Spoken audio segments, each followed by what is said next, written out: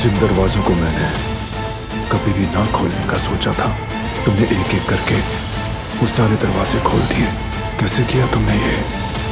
तुमने मुझे सिखाया कि बगैर नफरत के मोहब्बत की जा सकती, और अब तुम जा रहे हो। ये बताओ मुझे, अब उड़ने के लिए पर कौन देगा? परवाना बनने का मतलब कौन समझाएगा मुझे? मुझ पर जादू हो गया है। मैं तुम्हारी इन आँखों की गहराइयों में खो गई हूँ। मोहब्बत करना भूल चुकी हूँ। मोहब्बत करना सिखा सकते हो? मुझे खुद से मिलवा सकते हो तुम?